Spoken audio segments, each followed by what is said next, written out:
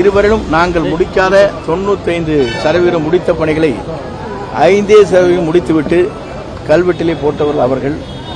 ஆகவே அப்படிப்பட்டவர்கள் இன்றைக்கு இந்த கருத்துக்களை சொல்வது வேடிக்கையாகவும் இந்தியாவும் இருக்கிறது. இதெல்லாம் வேண்டுமென்றே குற்றச்சாட்டுகள் சொல்வது. ஆசினி பொறுத்தவரையிலும் உங்களுக்கு தெரியும், அம்மா காலத்தில் ராஜ்யசபா உறுப்பினர், மாவட்ட கழக செயலாளர். அங்கே என்னோடெல்லாம் இருந்துவிட்டு அனுபவித்துவிட்டு சென்று திமுகவில் சேர்ந்தார். இப்போ திமுகவில் சேர்ந்துவிட்டு தனக்கு ஒரு விளம்பரம் வேண்டும் என்று இது போன்ற கருத்துக்களை சொல்லியிருக்கிறார். தவிர எங்களுக்கு அந்த தேவையே இல்லை. அதுதான் முக்கியமான ஒன்று.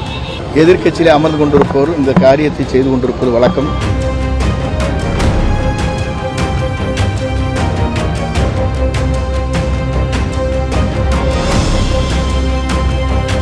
நெய்வேலி கடலில் சுத்திகரிப்புகளுக்கு முன்னாள் முதலமைச்சர் மு.க. ஸ்டாலின் பெயரை கல்வெட்டை மீண்டும் வைக்கலன்னா திமுக போராட்டத்தை முன்னெடுக்கும் அப்படின்ட்டு இந்த தினம் முன்னாள் அமைச்சர் தாமு அன்பரசன் சொல்லியிருக்காரு சார்.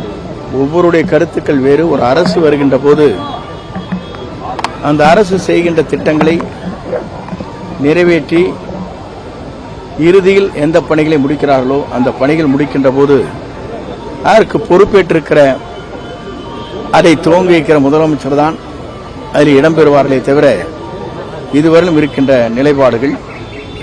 ஆகவே அந்த நிலைப்பாடுகளை மாற்றி உருவாக வேண்டும் என்று அவள் விரும்புவது என்பது இதுவரையிலும் இல்லாத ஒன்று. இதுவரையிலும் நாங்கள் முடிக்காத 95% முடித்த பணிகளை 5% முடித்துவிட்டு கல்வெட்டிலே போட்டவர்கள் அவர்கள். ஆகவே அப்படிப்பட்டவர்கள் இன்றைக்கு இந்த கருத்துக்களை சொல்வது வேடிக்கையாகவும் இந்தியாவும் இருக்கிறது.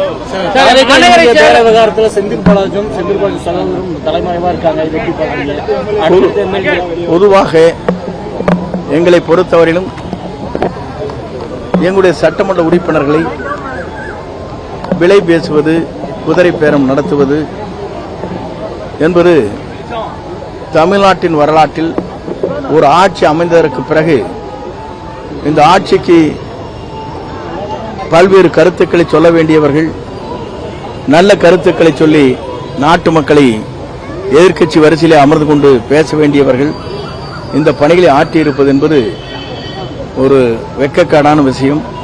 இதை செய்திருப்பவர்களுக்கு உரிய தண்டனை காவல்துறையின் மூலமாக கிடைக்கும். நாகர்கோவில் சட்டமன்ற உறுப்பினர் ஆசின் சாவேக சேர்ந்தவர்கள் எங்கிட்ட பேரம் பேசினாங்க, அமைச்சர் சொன்னாங்க, ஆளுநர்கிட்ட புகார் கொடுத்திருக்காரு.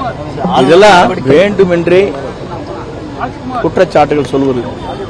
ஆசினி பொறுத்தவரையிலும் உங்களுக்கு தெரியும், அம்மா காலத்தில் ராஜ்யசபா உறுப்பினர், மாவட்ட கழக செயலாளர். அங்கே என்னோடெல்லாம் இருந்துவிட்டு அனுபவித்துவிட்டு சென்று திமுகவில் சேர்ந்தார்.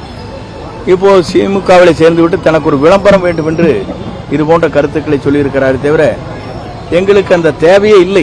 அதுதான் முக்கியமான ஒன்று. எங்களுக்கு தேவையான வலிமையான ஆட்சி நடத்துவதற்கு கூட்டணி சரியான முறையில் நமக்கு ஆதரவு தந்து கொண்டிருக்கிற போது ஆசிரியனை போன்றவர்கள் நாங்கள் அழைக்க வேண்டிய தேவை இல்லை. திமுக, அதிமுக, பாஜக எல்லாம் ஆளுநர்கிட்ட புகார் கொடுத்திருக்காங்க சார். தாவேகா எப்ப ஆளுநர்கிட்ட புகார் கொடுக்க போகுது? இல்ல எப்போதுமே எதிர்க்கட்சியிலே அமர்ந்து கொண்டிருப்பவர் இந்த காரியத்தை செய்து கொண்டிருப்பது வழக்கம்.